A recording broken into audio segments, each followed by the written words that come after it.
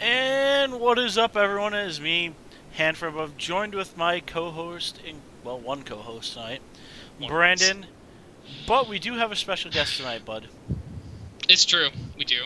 I And should as per probably usual put from his us. Thanks. video on right now. It is one, the only, the man, the myth, the bearded legend, Chris VanMeter. Hello. Hey, what's up, sir? Thank you for joining us. And I know what you've had is a busy, busy schedule. Yeah, no kidding. Yeah, sure. Generally, you're at an event every weekend. Yeah, So it's what been was it? traveling every weekend. I thought last weekend I was actually going to have off, and then I decided that I would go to Knoxville for a PTQ, ride with a friend to Greenville, or Knoxville for a Super IQ, ride with a friend to Greenville, South Carolina for a PTQ, and then rent a Jeez. car from the airport and drive back home to Roanoke. Oof. Wow. That's a busy weekend. Did you actually sleep that weekend at all? A little didn't do so well in the Super IQ, so I got to sleep Saturday night. Okay. Alright. At least you got some sleep. I mean, at least you got some. So thank you for joining us. I'm sure you guys have a ton of questions, and our viewers will probably be chiming in with questions because that's how we do this with our interviews. This is the first of what I'm calling our mini series of interviews. We had Spruik last week, who did Jamie Park's, basically did all the music for Jamie Park's video, that rap video he did. Cool. So, and it looks like we lost Brandon. He tends to do that every now and again. But that's okay. So let's start it off. Chris, tell us, how did you get started in Magic? Well, I've been playing off and on since I was a freshman in high school, back in '96. I played the old Decipher Star Wars card game with my friend at the time, and we were at a card shop and saw people playing Magic and decided we wanted to try that out and get into it. I had a little bit of knowledge of the game previously because I played chess competitively all throughout middle school, elementary school, and high school, and would see kids playing Magic in chess tournaments. But that's when it started, was back in as a freshman in high school, and it's just been off and on ever since then. Well, I mean, you have made definitely some waves. Your current standard deck, I think, is being piloted by more and more people every day. I see it than ever. You stuck to your guns. I mean, when Journey to Nyx came out, basically, you just said, "I'm going to stick with something I know and love." What made you decide Yeah, to go that route and not start testing out new cards? well, I definitely did test out new cards. Ryan and I spent a lot of time trying to find new cards from Journey that would either change Gen monsters or create a new deck type to see if there was anything that would just be better than what was already there. And unfortunately, it just didn't work out. There are all these super powerful decks in Standard, and I believe that any one of them can win any given tournament. It just depends on the whatever you have the most experience with and put the most work into. And at the time, I'd already put all this work into Monster, so I decided just to stick with it. No, I mean, you definitely have piloted it the best I've seen anyone pilot it. I mean, by far, what you do with that deck. I mean, minus the little Spark Trooper incident, but we weren't going to bring that up, you know. Except you just did. I mean, no one could have seen that coming. I mean, it happens, right? Yep. I don't think it's Actually, actually happened since. it's funny you mentioned that. I actually have here on my desk. I keep it as a reminder. But somebody after that tournament came and gave me a Spanish Dictate of the Twin Gods. Dictate? So Yeah. I keep it here on my desk as motivation. That's phenomenal motivation because I mean, every week I try to catch SCG Open because I think the premier right now of all Magic broadcast. While Magic Probably. itself's good, I think Cedric and his team just kind of puts it above the top. And wow, I mean, when all that happened, I think everyone's mouth just dropped because no one saw him grabbing that. So, Yeah. anyways, so you've been Didn't playing see Magic it. for a long time. I mean, Yes. very long time. So, I mean, is there any favorite cards? Is there one card that you lean on more than any others if you want to play it, or? Well, my favorite card of all time is Tradewind Rider. The first actual competitive deck that I fell in love with was like the old 5-color Tradewind Armageddon deck. Yep. That back in the Mirage Tempest Standard. So Tradewind Rider is definitely my favorite card of all time. Recently, it has been back-to-back dragons. So Thundermaw Hellkite and Stormbreath Dragon have been my favorite cards to play with in Standard between last format and this current format. Well, I can't argue with that at all because I mean, the dragons are pretty awesome. So, Yep. Historically, like they haven't always been, but they have been the last couple of years. yeah. There's been some stinkers of dragons, but thankfully, obviously Thunder Malachite arguably a little too good, but Storm Earth Dragon seems pretty decent and acceptable as far as power goes. Stormbrow's very good. I'm actually excited to see it getting some play in Modern even, since it dodges Lightning Bolt, Abrupt Decay, and Path to Exile. So definitely keep an eye out for Stormbreath retaining some value, since I think it's actually playable in Modern. Thank you. I did see a list with it. I have seen a few lists. I haven't really kind of thought it was that far, but I could definitely see that now. Yeah, with it dodging that type of... It is really good. Yeah. Having protection from white is super relevant in that format. Yeah. Or, well, every format, really. Just is. protection from any color. It's pretty good. So it's very similar to the Jund decks back in the day playing Malakir Blood Witch, since Path and Bolt were the two premier removal spells during like the Alara block standard format. And Blood Witch just plays a similar role to Stormbreath Dragon as far as dodging the majority of the removal. Yeah, I never thought of it that way. Wow. Thank you, sir. I did not play standard then, so I have. I'm not I think sure. me and Chris are the two guys that have. I've been playing since basically beta, so Yeah, I have a few of my originals. I kind of have them locked away. Those will never come out. So, fair enough. It's definitely a good investment. You know what? I said the same thing.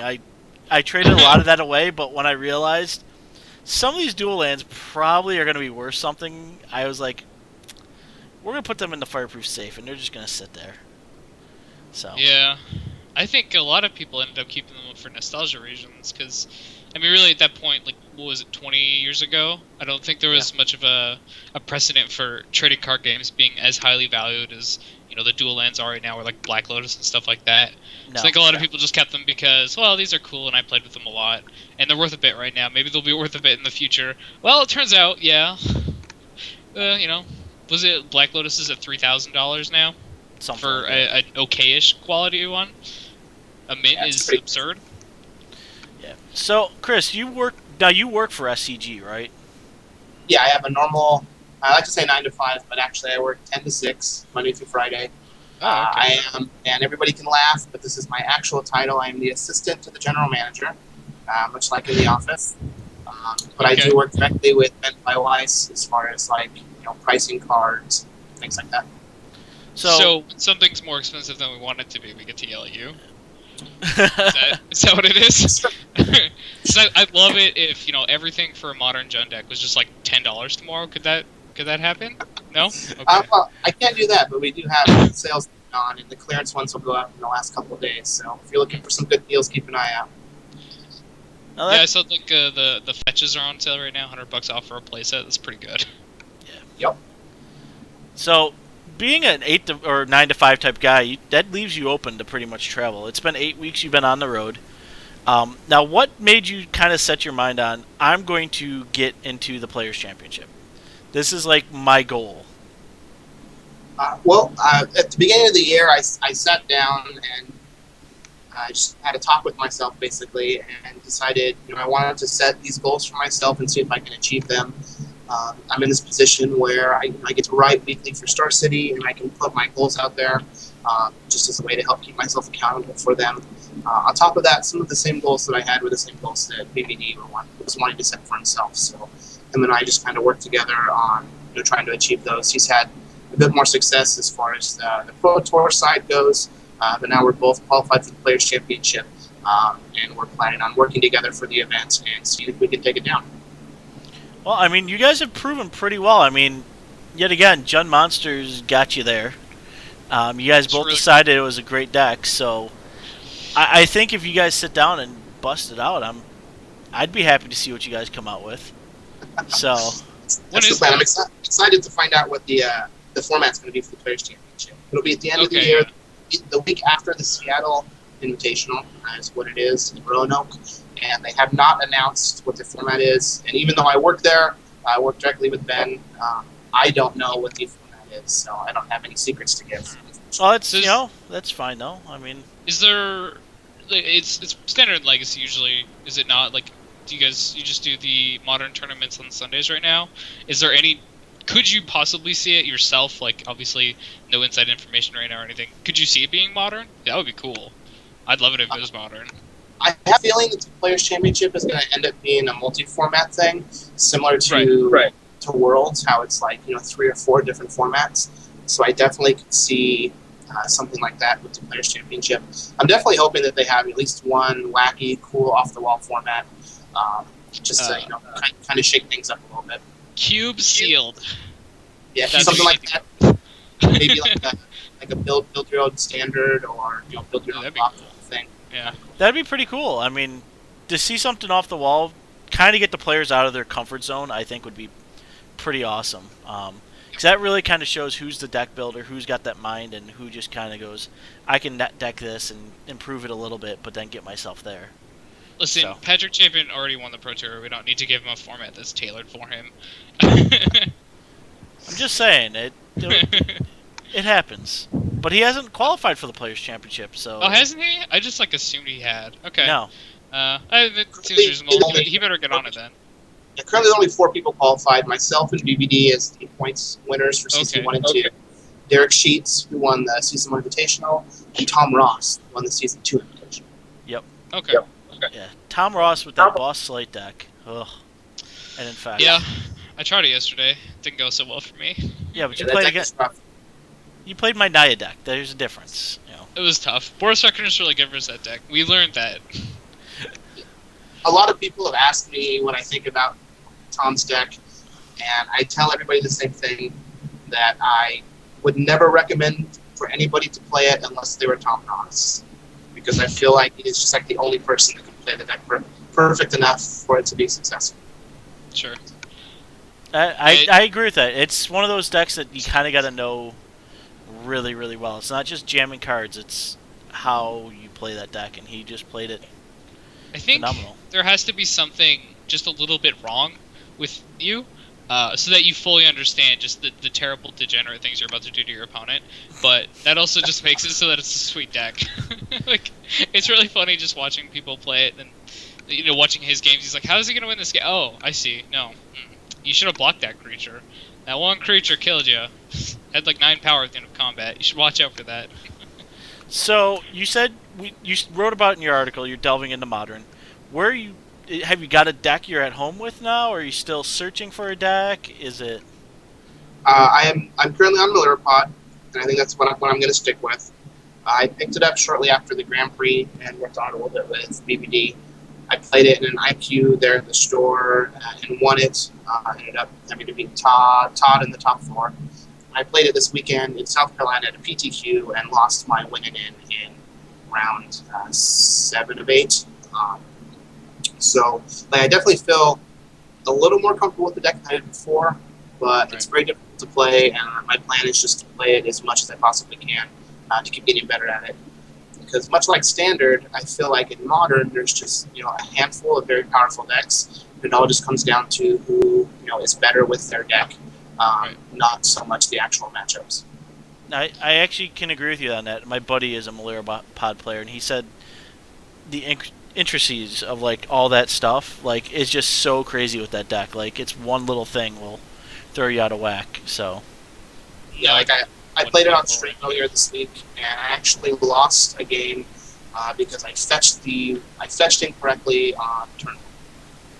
Yeah, I didn't catch that stream. I try to watch your stream when you do, because you are quite entertaining when you stream. That was your birthday stream, right? So happy birthday! Yep. Happy belated birthday. So you're what, a whopping 25 now? 25 years. 32. I'm old.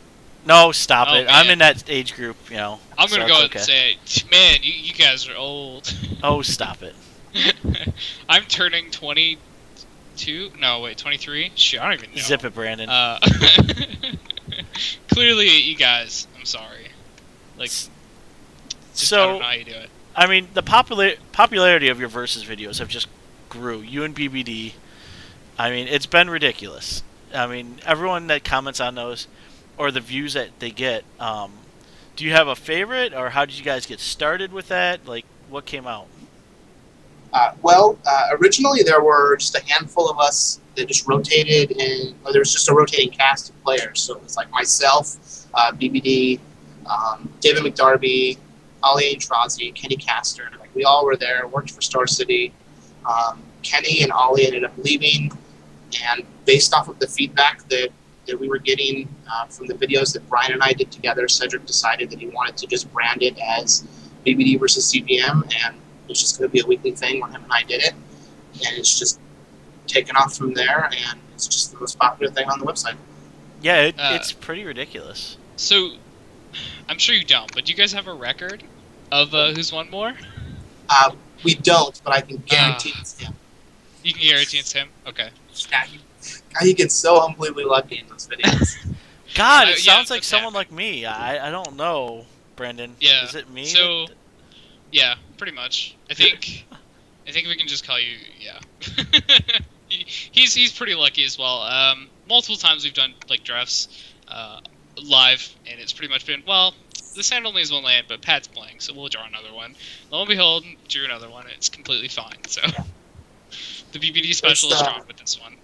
Like, worrying about the wins and the losses was the hardest thing to get over when doing it.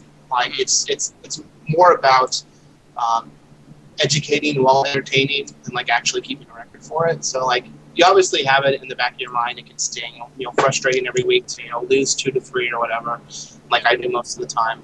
But like, that's not the goal. The goal is for it to be educational and entertaining, which I think we do a pretty good job of. Oh, definitely. I have pretty good on-camera chemistry. We get along well. And the best part is, like, how you see us interact on camera is just actually how we are all the time. So people will see us at events, or we'll just be making the same stupid jokes, nonstop.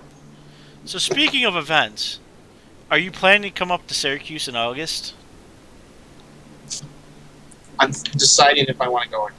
You should, because then I can actually get a signature from you on my playmat. So, just saying. Just saying. I believe there's a group here. The guy that I travel with, Steven, who Brian and I travel with, I believe he's wanting to go since he's trying to get enough points to either get buys in the Invitational by the end of the year. So there's a good chance that I end up just going along with the ride because I just have nothing better to do. Just go play Magic all the time. Hey, no problem. Oh, it must be nice to live on the East Coast. Man, wish we had... That's actually been one problem for me. Like, I'd like to play more competitively, but I just don't have the events here. It's like, okay, there's a PTQ, one a season, and then, like, if a Grand Prix is close, we'll have a GP trial. But you live in Canada. I know, and it's such a pain. Why can't we have tournaments here? Come on, guys. Yeah, it's really nice being here in Roanoke. We're just like, between 6 and 10 hours and basically everywhere. Before, when I first started doing well in the Star City scene back in 2011, I was actually living in Wichita, Kansas. And so because they had the appearance fees, like I was getting $250 just to show up and play in the tournament that weekend, I could afford to spend $200, $300 on a flight to go to all these tournaments on the East Coast and the West Coast when I was living there in Wichita. But once they got rid of those appearance fees, I just couldn't afford to fly around to all the tournaments. That's actually why I stopped playing for all of 2012, was I just couldn't afford it, and I lived in the middle of nowhere. Yeah, that I've heard that. I mean, we've had a few guys on stream say that, like, they live literally in the middle of nowhere, and like the closest Magic shop's like 5 hours away. Yeah. And you feel bad for them because that's like they want to play, but they can't get there. So I think a lot of people have. Oh yeah, I think we'll have F&M close. It's just getting to the actual tournaments like GPs and SCG events or whatever else. It's just really difficult for a lot of us. If you don't live like on East or West Coast, specifically like if you don't live East Coast, like if you live in that area, it's so easy. Yeah. It's just gonna not lie. fair, man. Not fair. I have them released within 10 hours every weekend. Yeah. I can, run to. So jealous. Oh, it happens. So speaking of decks and you playing just Magic just because you love it, you mentioned EDH. Do you have a commander idea yet, or? I don't. So I'm. It's been like I have a chance to do some more commander content. So I did a 4-player commander video before. It was a pilot, and we're thinking about potentially doing some more. So I need to come up with some commander decks to use in case I end up doing some more Commander content. And I don't play very much Commander because I am that one guy that can't turn off the competitive side and just have fun. So unfortunately, that's just not how I work. I play Magic to try and win and try and get better, and that really doesn't mesh well with some people when they play Commander. So I don't have too much experience in it. But the last time I played the 4-player, it was pretty fun. So I'm definitely looking forward to it as long as I can find a Commander and some decks that I like. A good deck. Well, I mean, definitely. If you want to just counter everyone's spells, you could always just go with Zombie and draw a million cards. That's pretty fun. I'm a fan of Crush, honestly. I like Crush Reanimator style. Dump everything into the graveyard, and bring it back and make Crush like a 400/400 with trample and just end the game really quick. What can I say? Does sound fun. It's a lot of fun. Or if you want to gather all the hate, just put Progenitus down as your commander. Right. People literally, I have sat down to play Commander, pulled Progenitus out because it's in my Super Friends deck, so I have like every Planeswalker. Put them down, and they look at me and go, "I'm going to kill you first." I'm like, so his deck is tribal Planeswalkers and Hydras. I've actually changed that. It's tribal it's Planeswalkers and Gods now. Oh, okay, yeah. No, I figured that sounds that's way better. more fair. Yeah, Gods are much better. Gods are 100 times better. Yeah, So did you just have all 15? Yeah, I do. That's funny. Yeah, the couple times that I played Commander, I found that as long as I was doing like a bunch of tricky, cool stuff, I wasn't too upset if I just got like, cooked on and died really fast. So as long as it's a Commander or a deck that can do like tricky and cool stuff, so something like Maelstrom Wanderer, maybe Momir Vig, just something like that where I can do cool things, I'll probably be happy. Yeah, no, I definitely. Yeah, there's a lot of cool ones out there. I've gotten into Commander over the last year, and it becomes an addiction, sadly, where you have to build more and more. Like, I have Elves sitting in front of me because I'm contemplating an Elves deck now. So, it's one of those things. So, as always, we always take questions from our audience, and anyone that's watching wants to ask questions, just type it in chat. We'll put it at the end of our interview. I just like to mention it every now and again. So, moving on, there was a video you guys put out this week. It was a giant draft of Conspiracy you guys sat down with. And I swear, I thought you were going to win because you were like that quiet, silent guy sitting in the corner like, I'm not doing anything, just ignore me. And I thought for sure they were just going to bypass you and just let you roll them over. That's what it looked like. So on Evan's last turn, he attacked me for 3 points of damage for no reason to take me from 20 to 17. Yeah. Had he actually attacked Brad, I would have had exactly lethal to kill him with the Tyrant's Choice that I had in my hand. That was pretty funny. Yeah, I've drafted it once. I know, Brandon, you've drafted it a few times. Yeah. Did you like the draft style of Conspiracy? Yeah, drafting it was much better than actually playing it because like the decks are all slow and clunky and some of the cards just aren't very good. But like the drafting part of it with all the neat little combos you can get was really cool. Like I had the combo where I used one card to draft the entire pack and it had the guy in it that gets bigger for each card I drafted before it. So it was a 14-14. Parnell had some combo where he got everybody's last pick and then could eat it with his guy, and it was like a 32-32 or whatever whenever he cast it. So having cool, neat little things you can do like that definitely makes the draft a little more fun. Yeah, the format's cool that way. It does have some problems, though, like you said. A lot of the creatures aren't very good, and like it seems like it suffers from the same thing that 4-player Commander does, where everybody sits there and does their own thing until someone either combos off or they attack and then they just instantly die. Mm-hmm. Because you're suddenly defenseless, and then everyone else just gangs up on you and kills you, and then it starts going down. But whoever attacks first just dies instantly. So it suffers from that. And I think that's just like multiplayer Magic is the problem, or not the problem, but it just kind of has that issue with it.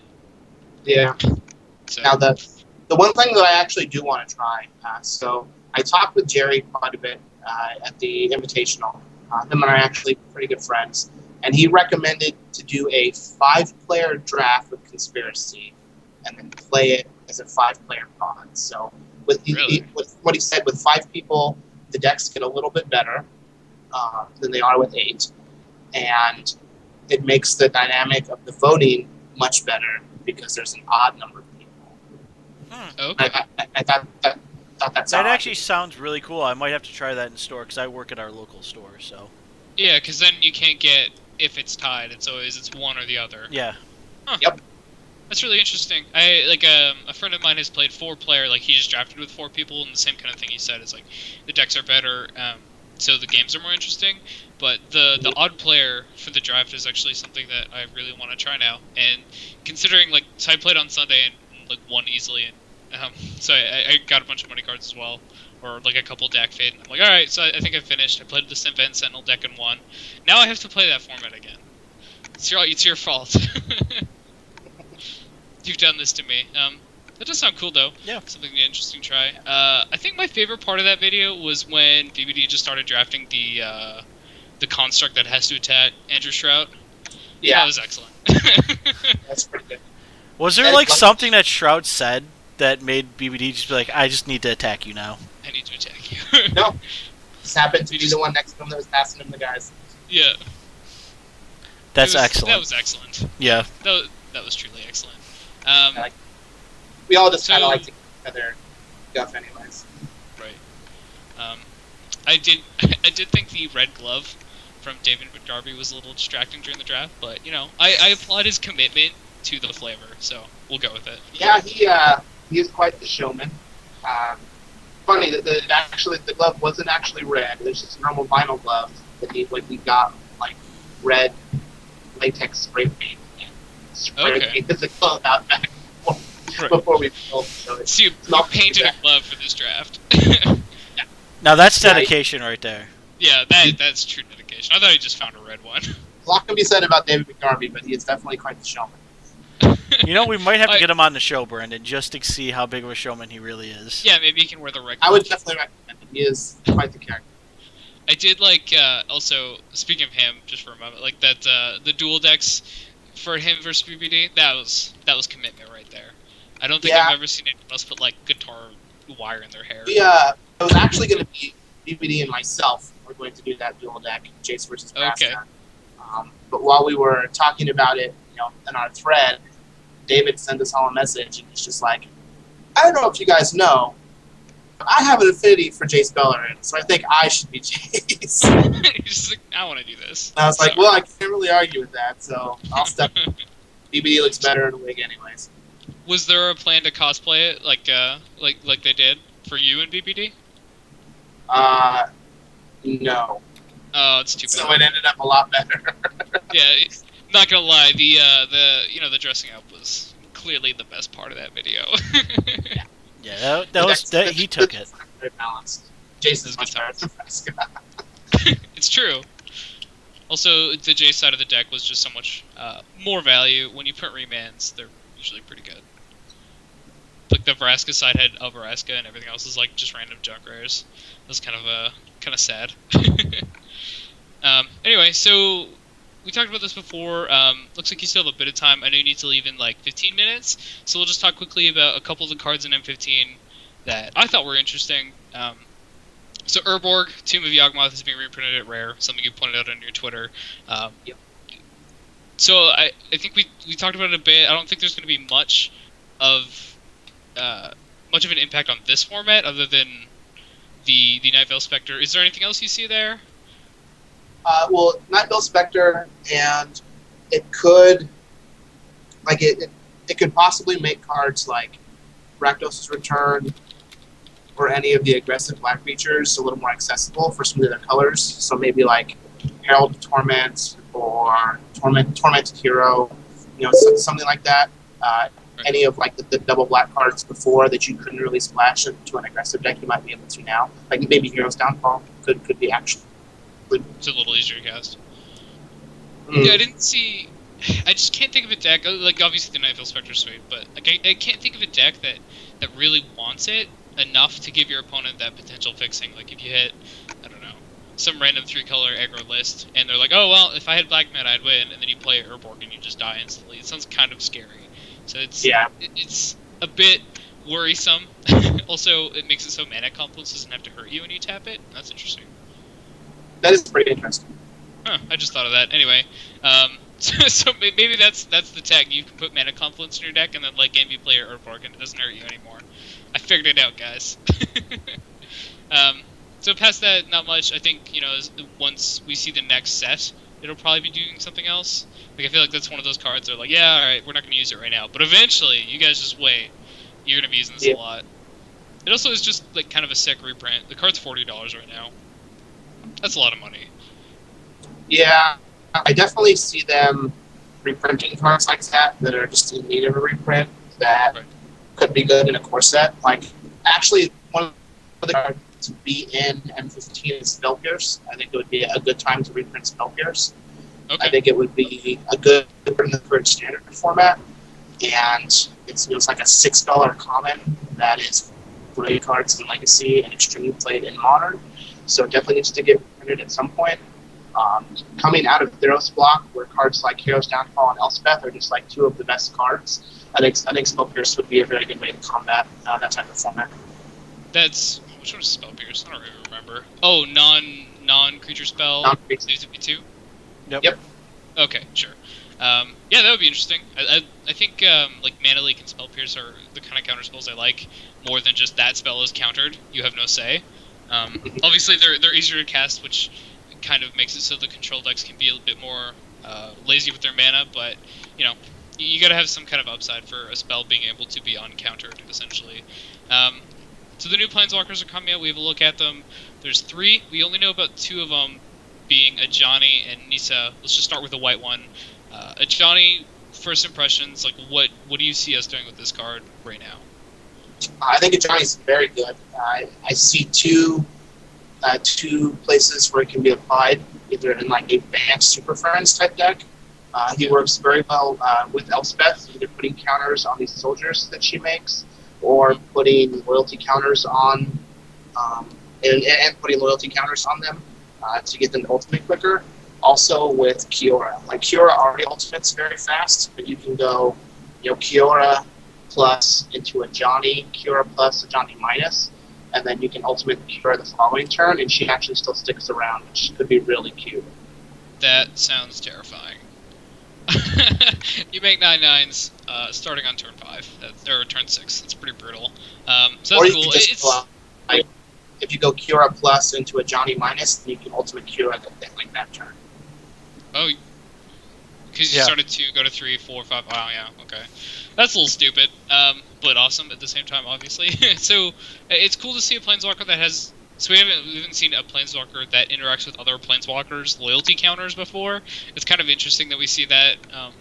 Obviously, the Super Friends list, or Super Friends kind of shell, is where you're going to want to see that. But even just putting +1 counters on your guys is still pretty powerful. So I don't think you have to have Planeswalkers with a -2 to be sweet.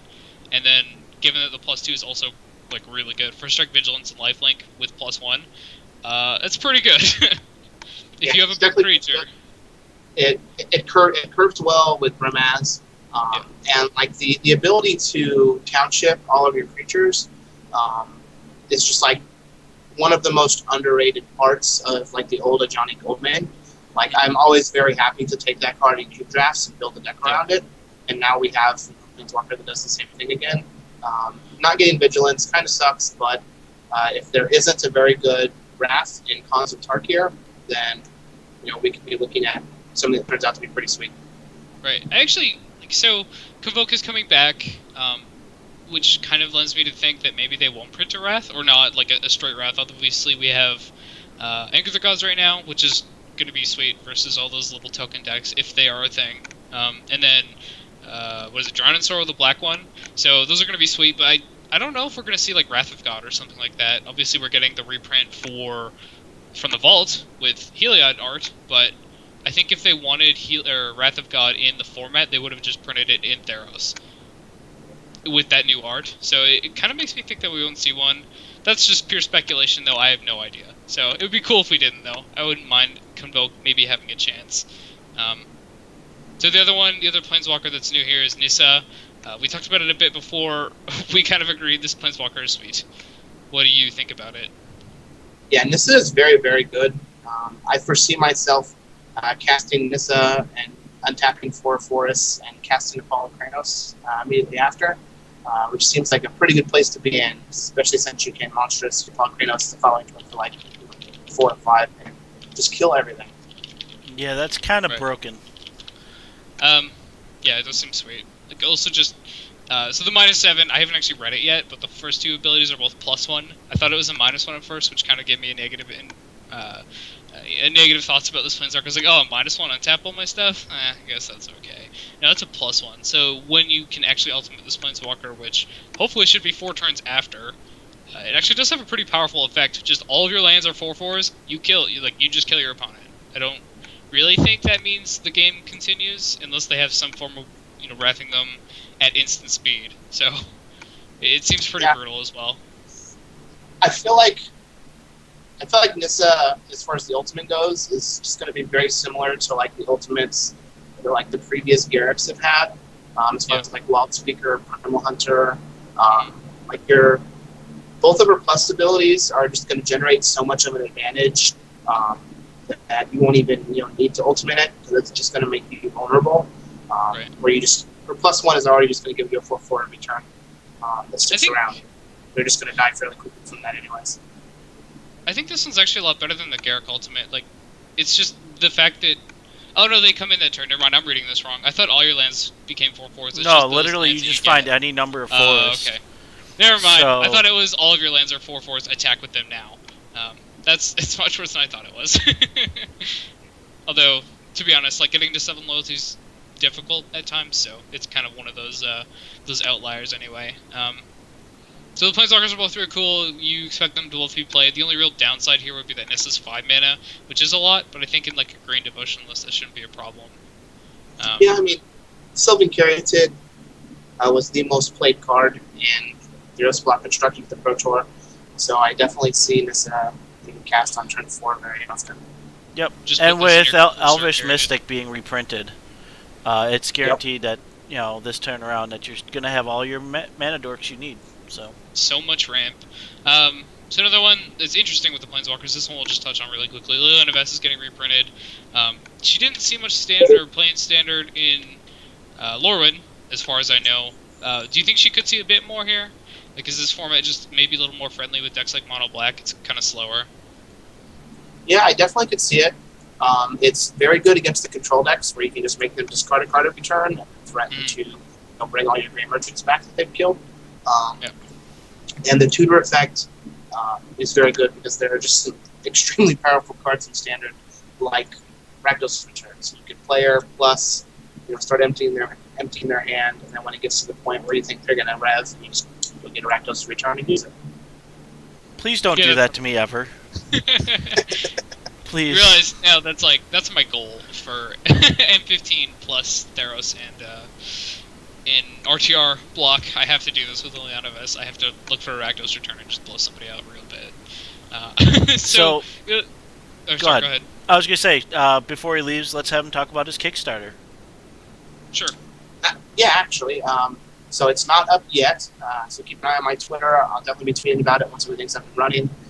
But I have the Beard Power shirts that you guys have seen me tweet about. I was wearing at the invitation. Somebody had contacted me who has a screen printing company, so they wanted to design a shirt for me. They did, and gave me some prototypes of it. So I have basically what it would cost to just get a bunch of them made. Because I want to be able to use them to give out on my stream, as well as put something up to sell them to help fund my stream. So I'm going to Kickstarter, getting everything up off the ground. We're going to have some cool prizes as far as the donation levels. You can get shirts, you can get signed shirts. I'm going to have some tokens that I can give away. I'm going to have some custom altered Magic cards where I'm going to be drawing beards on all kinds of stuff. Going to be doing like some Skype Magic tutoring sessions, just all different kinds of things that you would expect from a Kickstarter to give away at the different donation levels, and at the very least you get a sweet shirt. Cool, good deal. And I have one last question now. Now that the shirt's coming out, Chris, will you shave the beard if you win a major event? Well, I mean, he's going to do it anyway, right? I kind of have to. So I had said before that I was going to shave when I qualified for the Players' Championship, and I did that, and I thought about it, and I realized that the beard means a lot more to myself and everybody, as far as like reaching that goal of winning a tournament. So I'm gonna get a little bit of trim next week because it is just crazy long. But we are going to keep the beard until I win something, and then it'll go away, and then I'll just have to grow it back. Well, there you How go. long did it take you? Like, how long have you been growing this beard? It is quite majestic. It's like 10 or 11 months. Okay, that is So- quite a while, but that like I'm pretty jealous. I wish I could do that. I'd probably I have to it a keep little more something. trim, but, yeah, I have to keep something on my face. My wife won't let me go otherwise. So really, Yeah. that's interesting. I'm gonna go clean shaven when I win something because that was the deal. But I will let it grow back nice and quick because I look like I'm a 12-year-old boy when I'm clean shaven. It's pretty embarrassing. all right. I honestly don't remember it, so. All right. Well, I think Chris, you have to go, right? It was about Yep. 9:40. Okay. So Yep. maybe we'll get Chris back on with our guest next week. I'm going to announce it right now while we have Chris on stream. We have BBD, Brian Braun-Duin, coming on next week, his partner in crime. So I'm sure we're going to have a lot of puns and goofiness going on with Yeah, Brian. it'll be quite funny, that's for sure. That's probably what I'm looking forward to the most. I won't lie. So, Chris- I was really disappointed when we didn't get the top 100 puns of Magic all time instead of conspiracy. So I'm pretty excited for BBD. So, Chris, thank you for coming on. We'll have to have you back on later, I'm sure. Maybe I can convince you to do a versus video with me someday online. Or I can play Yeah. against you, because I have every card basically on Magic Online. So maybe we'll do a little one-on-one beatdown and see who can take it out, since we're both pretty competitive. So Yeah, I'm for guessing sure. he destroys you, Just let but me know you know. whenever. if he destroys me, I have to take it, and I'll take it like a man. So Yeah. As long So- as you can admit defeat. I can admit defeat. So, Chris, thank you for coming on, bud. I'm sure we'll talk soon. Good luck. Have a good night, sir, and thank you for joining us. Thank you Thanks so for much. having me. You guys have a good night.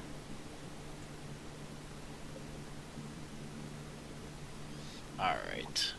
So we have a list of things to talk about and do. Yeah, it's pretty short. But we do some other stuff. Do you want to so- just jump into weeks? Oh, yeah. Well, as always, guys, thank you for joining us. We do go into our weeks and we talk about it. I see we have a question already about the Painlands being reprinted. You know what? Let's just jump into that question really quick for Mellow Squisher.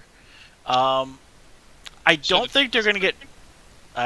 They're not getting... I don't think they're going to be reprinted in this set. I got to actually take care of...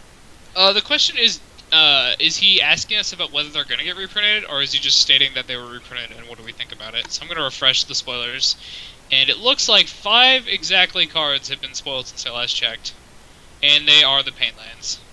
So, Painlands reprinted, guys. That's interesting. Are they actually being... Are they? Yeah. So the coming to play untapped, like Battlefield Storage, Kids, Coolios. Yeah, no, I know the Race. Painlands. So that's kind of cool. This is interesting. So when were these last in Standard? Do you remember? It's been a while. It has been a while. I'm assuming you played then. So Yes, there's that. I've been playing 20 years. You know that. So. Yeah. So were they played a lot when they were in Standard? I don't know. Which ones? Let me just take a quick peek. Which ones are they reprinting? I just told you. I wasn't listening. I was trying to get your video Oh, fixed. okay. So Sure. Oh, you're trying to move more on. It's like the Shivan Reef. You have Maya Coast ones. So the ones that do see a bit of play in Modern. why is it coming up weird? Well, never. I think this is cool. So I was really hoping that they did have a set of duels in this. In Okay, M15. they actually did see a lot of play. Okay, yeah. I figured they had. Yeah, so that makes me happy. Mhm. Yeah, it's a downside where you got to take a shock to basically do it, but in the long run, they actually, since they come into play untapped, they're not like your temples where you tap, scry, look, Right. and go. So you can actually put this down instead of shocking yourself. I mean, yeah, every turn you're tapping it for mana. It's hurting if you're tapping it for that color mana. Right. But are they very playable in Standard? Oh, hell yes. Yeah, of course. The question is like, compared to the shock lens right now, I don't know which is better. So the shock lens Shocks are are really better. good. Shocks are better. Well, Straight up. I think that's probably correct. I'm guessing that that's just right. But I think the reason shocks are so much more prevalent than these in modern is obviously you can fetch them.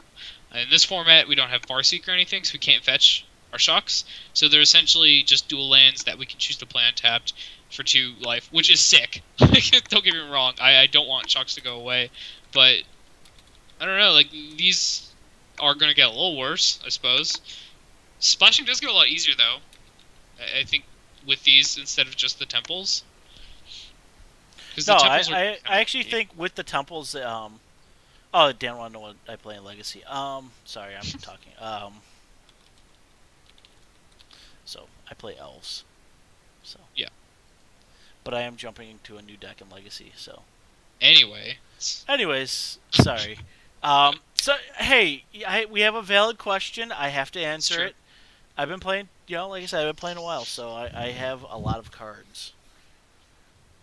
and I'm Yes. just jealous of the amount of cards he has. Yes. But Every time I'm Painlands salty being about in it. standard, I think it's a really good. It's not the buddy lands, which I'm glad to see, because the buddy lands are just, oh, I have a forest out, okay, I can play this, and You it didn't does like nothing. buddies? Oh, I loved buddies. Don't get me wrong, Oh, okay. loved them, but they played really well as shocks. Yeah. But because the shocks were plains and Yeah, whatever, they- plains mountains, so you got to play your buddy lands with your shock, so you could play your shock untapped or tapped and still Yeah. play your buddy land, and it would be untapped. So that was fine. With temples, since temples are just it's a temple land, it doesn't have like plains or anything like that.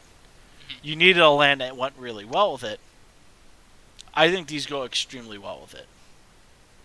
So this is kind of Wizards saying like maybe having two lands that come into play untapped is too good. Like in our Innistrad RTR block we had or not like the 2 blocks together we had the buddies and the shocks, both of which could be played untapped.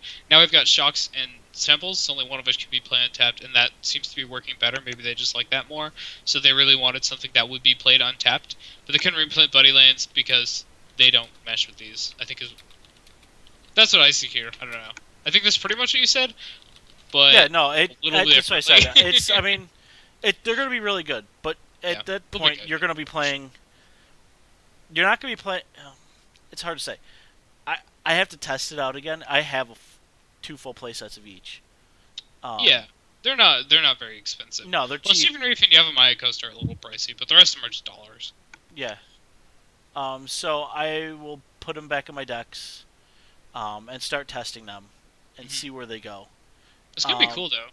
But I think, in my opinion, right now, what is going on is they had to come up with something. Because, like you say, the temples they don't have a land type. They're just a temple. Yeah. So they couldn't do buddies. You couldn't do fetches because you can't fetch them. Yeah. Well, they can't put fetches and shocks in the same set. Not for standard. It's too good. It'd be awesome. Especially when Deathrite Shaman's still here. I would only play Jund. Like, there would be no reason to not Yep. only play Jund. But I'm just saying. In my opinion, I think honestly, these are probably one of the better ones.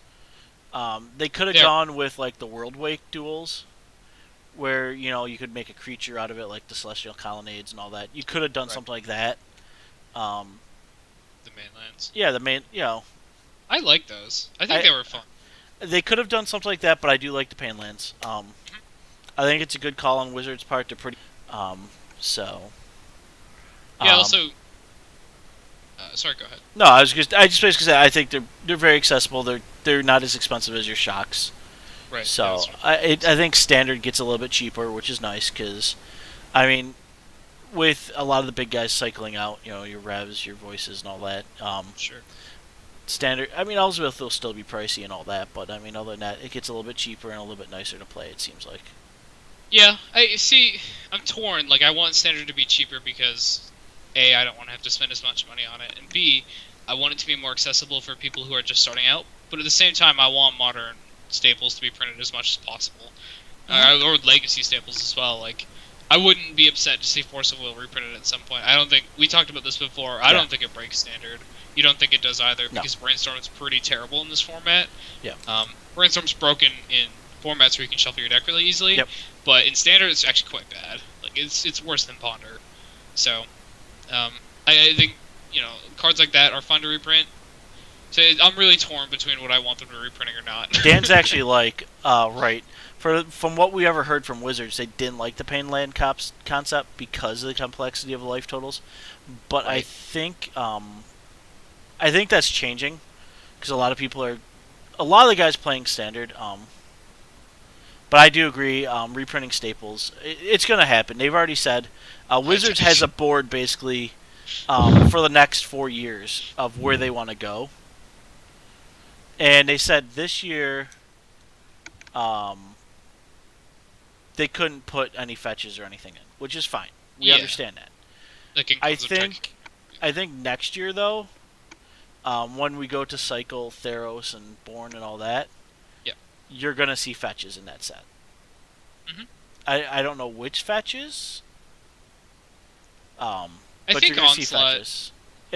My gut is saying Onslaught will be the fetches. So I just think it's Onslaught because then all the fetches become more accessible, even in Legacy as well. They're not on the reprised list or whatever that thing is, so they can reprint them. Yeah. And so it makes Modern better, but it also makes all the lands more accessible. Sure. It is a good way of saying it, because like putting all the fetches in Standard or in Modern and Legacy and just reprinting more of them is going to make it so like Misty's aren't worth as much because they essentially do the exact same thing. The only reason the Zendikar fetches are worth so much is because they're played in both. Yeah, they could reprint enemy fetches. Yeah, I think they'll reprint allied fetches. So, but anyways, let's get into how our podcast works, guys. This what I'm calling the next 10 episodes are going to be the basically mini episodes of interviews, and next week we're taking a break. Yeah. After the third. After the third, we got to take a little break because we have to talk about M15 and all its glory. So it's set release show.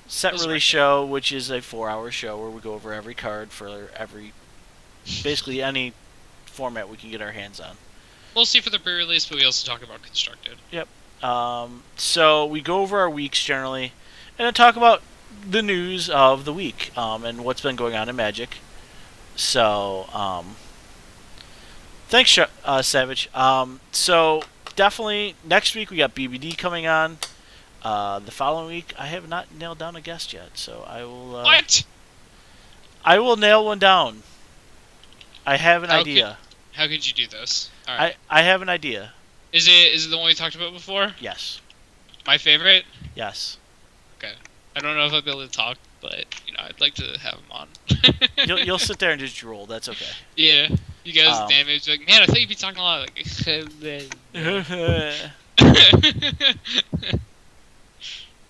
all right. So let's get into it, and then we'll go through. Make sure you go through the chat, Brandon, for me, if you're watching chat, and start pulling questions and everything. And we'll hit those towards the end of the show because I do want to cover all that because we have some really good viewers tonight. Like we do every night, giving us questions, and I love to answer them. So, and like Chris said, he's going to be offering coaching sessions through Skype. I offer the same thing. I don't charge for mine, sadly. Yeah. So, if you want to learn to play or just want to test decks or jam decks, that's what I do. So, let's go into weeks. I'll let you go first per normal. So, how was your week, sir? So I played Standard and won. I was unimpressed with my Jund deck last week, or last Standard event I played. I made a couple adjustments to it, and just they weren't right. I think Xenagos is a really good Planeswalker, but he wasn't the right fit for that deck. I took it out Scavenging using a Polychronos for him.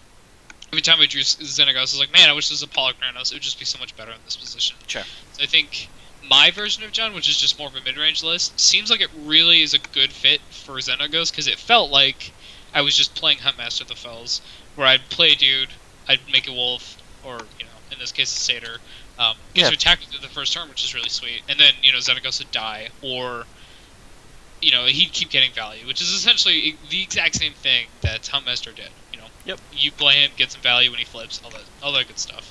But it just didn't seem to work. Maybe I'm doing it wrong and I need to readjust my deck. That could be a thing. Maybe Polychronos just isn't where I want to be as much anymore. I don't know. We'll have to see. So I just played Mono Black. I was like, this deck's good, right? Played it. Won pretty easily. I think I lost a game to the guy in the finals who was playing Boss Sly. And I think he just kept some sketchy hands, and I really took advantage of him for it. I also did a conspiracy draft, however, where I won the format. I'm just gonna say it.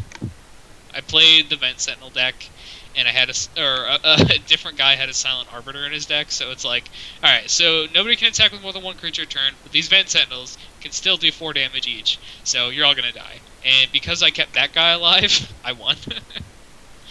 That was how that game worked. That's pretty funny. That was how it worked? Yeah, I just killed everyone with Vent Sentinels because no one could kill me fast enough. And for some reason, one of the other guys at the table was under the impression he needed to kill the guy with the Silent Arbiter. No, he needed to kill me. Way to go. Way to off someone. Yeah, it was pretty sweet. I let him get second. I killed him last. You're such a nice guy. I know. So that's what I did this week. Why don't you go ahead? Alright, so for me, honestly, I played in my standard event, played the Naiad build I am going with, I tested. I'm not sure if I liked it enough. I played it, it was good. I went 1-1-1. It seemed okay. I think it needs some tuning. I think, honestly, I still like blue-white control. I think I'm going away from red, white, blue control, American control, and going to blue, white control in standard.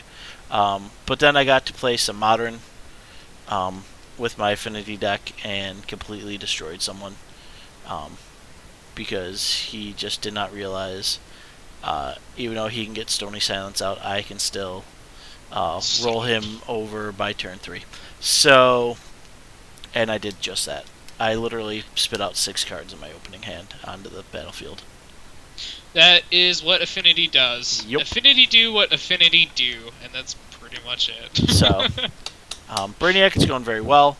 Other than that, Legacy-wise, unfortunately, Legacy we don't have too much going on in my area. It's hard to find. It's just tough to find Legacy in general, I think. Yeah. Star City's the Legacy tournament right now. Yeah.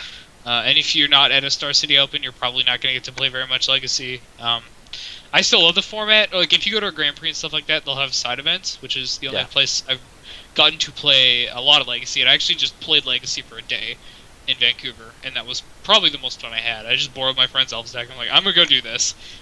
Didn't win very much, but it was a good time. So it's tough to actually play in the big tournaments, though. So, other than that, yeah. Got to talk a lot of Magic this week. We had, as you guys saw, CVM came on, did an interview with us. Pretty awesome dude, I'm not going to lie. Yeah, he was really fun. He's everything I thought he would be, talking to him, so. Yeah, even just talking before the show with him, he's just a super nice guy. He's going to Transformers tonight. We just, talked about how Transformers is silly, but is still worth watching. I'm kind of jealous because I really wanted to do that. Go watch Transformers? Yeah, I really did. So, and you're catching a lot of the questions because we have a lot of potential of control, post-rotation, and all that. So we have a lot of questions we're going to hit tonight from all these wonderful viewers of ours. So, as always, we want to thank our sponsor, who's in the bottom right-hand corner for you guys. It's cardhoarder.com. They make this all possible, and when you guys see our Versus videos on Wednesdays, it's because of them. So yes, I thank them a lot. So go to follow them at cardhoarder on Twitter and cardhoarder.com, and they run some fire sales. Today's fire sale was pretty awesome. So yeah, they had what was it? It was Garuk. Snapcaster Mage. Oh, they had Snap. Today? They had a Garruk today. Snapcaster for 7 tickets yesterday. Yep. That was stupid. Yep. Who does that? You guys are crazy. They are, but we love them. Yeah, so. Pretty much. And it's a really good sale, and just following them on Twitter and watching it, it's so worth it. I really wish I was the guy who got that Snapcaster one yesterday. I logged on to Magic Online just to try to get that. So, as always, let's see what's on our list of things to talk about, sir. We well, have first, Las Vegas. yeah, some SCG results. So I'm gonna load that up because I have it. Might as well go into standard. yeah. So, Mono Red Aggro took first in standard. Kevin ran. 3 weeks Blue in White a row. Control second. 2 weeks in a row, yeah. Mono Red Aggro, coming out of nowhere. But out of the whole top 16 decks that surprised me, or kind of surprised me to see, David Moline's Naya Tokens deck kind of surprised me a little bit. At number 9, it was a pretty solid deck. 4 Planeswalkers. I mean, he had 4 Dorm Rays and all that, so Yeah. it was pretty interesting to see Scion being played. So He was at that Night Tokens deck, right? yeah, Yeah, this is an interesting deck list. I played it online with that boss slide deck when I was practicing for it. Yeah. I just ran him over. Like that was a deck that hit a little too late to beat with that kind of thing. It wasn't, Yeah. there weren't any 3-drops. So the Voice of Resources were hard and the Course of Cryptics are hard, but it's less difficult than Boros Reckoner. This deck is really sweet though. Like 11 Planeswalkers and then just a bunch of token stuff. but Obviously, look how Elspeth much better was- it's going was to get sick. with the new Planeswalkers. Yeah, token. Wow, Ajani plus Elspeth. Yeah. That does seem really cool. Now we have a good Ajani. Yeah, the Ajani looks pretty awesome, and he's sitting at $25 for a reason right now. So Which one? The new Johnny one? Johnny Is it Steadfast 25? 25 right now. Yeah, I think that's actually a reasonable buy. Yep. The card seems like it's going to be a staple. It's very powerful. Yep. And it seems really good in these kinds of lists specifically. Like, there's 3 other Planeswalkers. Yeah. And just being able to give them all counters while giving all the tokens counters Yep. is so good. Yeah. So other than that, the other one that popped out at me was number 12. Was the Mono White Aggro list. Oh, interesting. It played a lot of interesting cards. Yeah, Between so Azorius Preempting Captain Arrestor, yeah, is going to be good here. yes, yes. Other There's than a- that, was there any other big surprise lists that came out? Not really. So I don't know about the big surprise lists, but like there's a junk mid-range deck in the top 4. It's going to be around. Junk's a very solid build. No It's matter pretty what, it's a game. It can be a game ender really quick, especially when you mix Elizabeth with Obsdot and Blood Baron. Yeah, I mean they don't have any specific synergy with each other, but they're just very powerful cards. Yeah, it's like mixing your biggest, best cards out there. Yeah. I call Junk basically the stuff. The deck is how can I play the best cards in the format all together. Yeah, it's just a good stuff deck right now. Yeah. There's no like synergy-based junk decks, which is fine. If you want to play green, white, and black, go for it. Like you can just play those colors and play good cards. I do the same thing with John all the time because Yeah. I just love the colors. So. For Savage Shards, he wants to define Junk. Junk is no synergy, good cards, green, white, black. Yeah. So. Other than that, I think that's about it. I think. Is there anything? Yeah, I mean, there's like a mono black aggro deck. One thing to look at is the amount of mono black that's in the top whatever. So I'm not actually sure what it is. There's 2 mono black devotionalists, 2, two and a black devotionalists. aggro. So yeah, 3. and then a black aggro. So, no, there's just the 2 black decks in the top 8. That's what Yeah. I'm talking about. Yeah, so this is the 2 black devotion decks top 8. So mono black still running strong. Mono blue not even close to the top. What happened, guys? Well, here's what happened, and I'll tell you this, Brandon. I Okay. called it. Once people figured out, hey, it was at that time when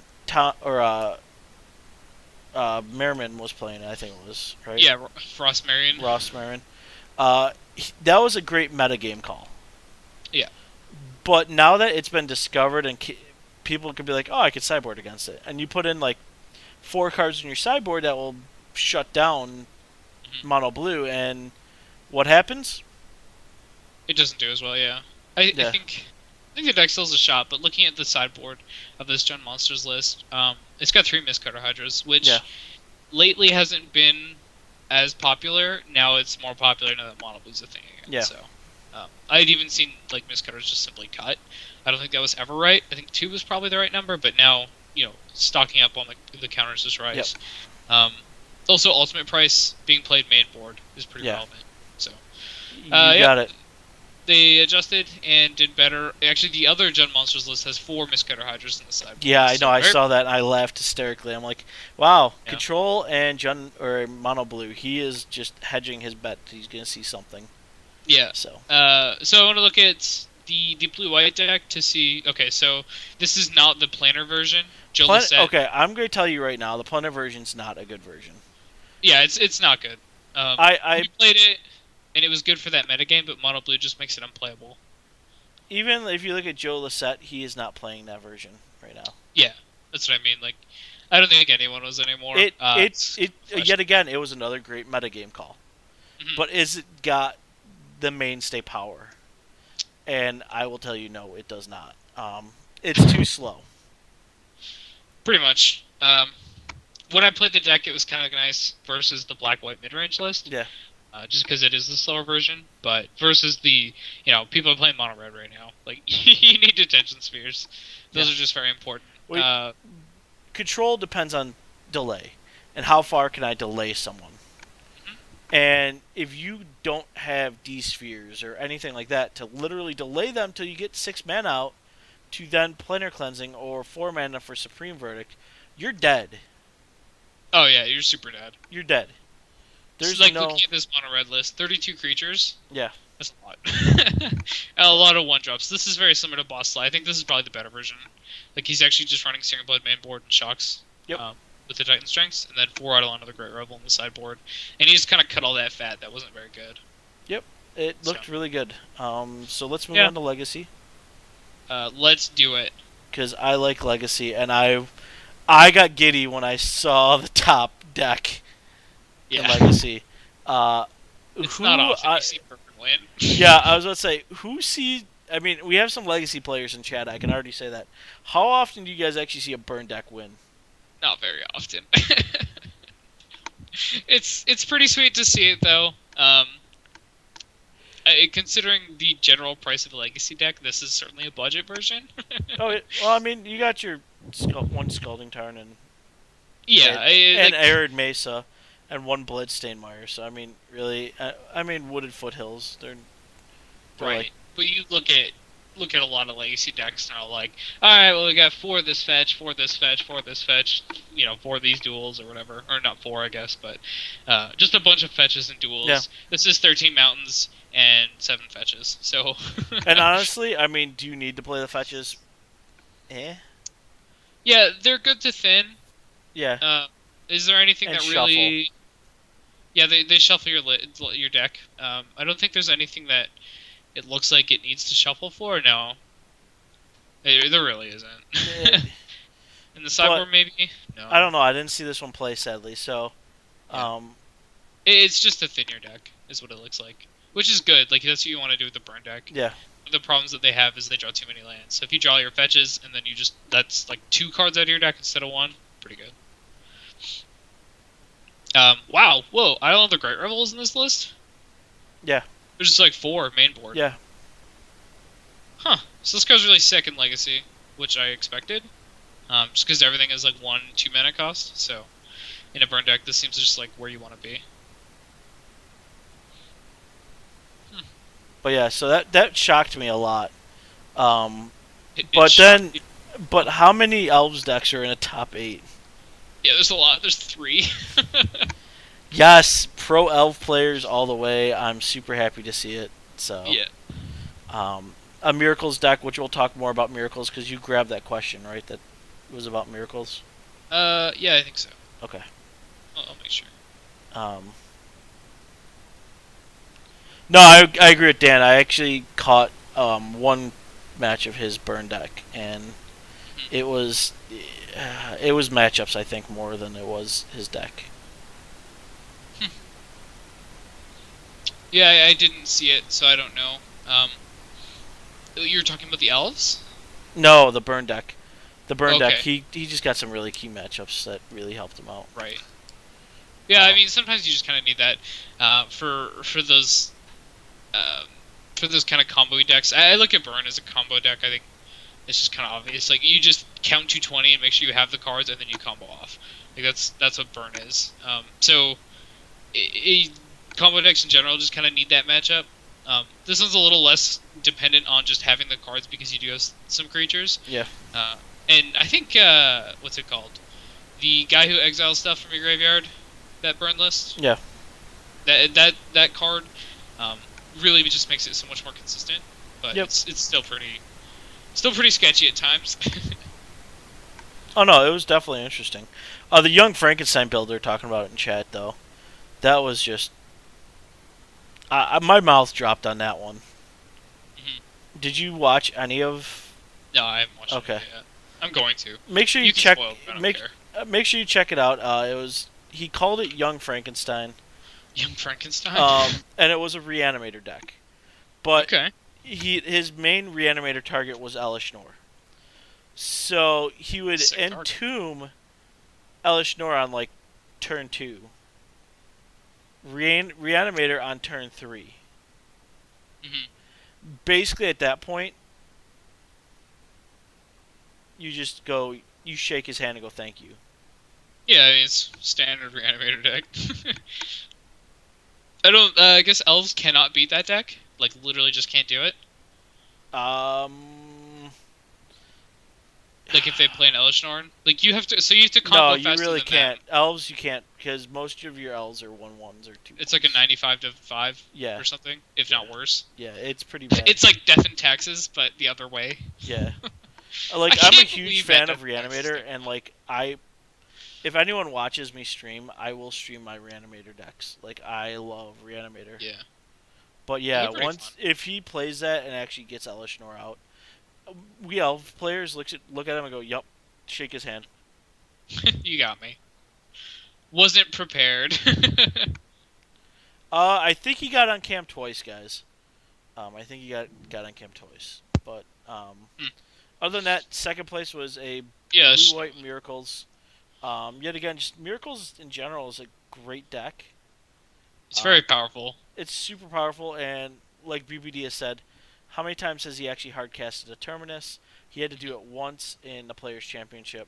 Other than that, I don't think I've ever seen really him Yeah. hardcast or So- in general hardcast a Terminus, especially when you have top. So Yeah, it's just so good with so Brainstorm can put it back into your deck and then you shuffle it with a fetch. Obviously, it's very good. Jace can Brainstorm, so you can put it back in your deck and then shuffle it away.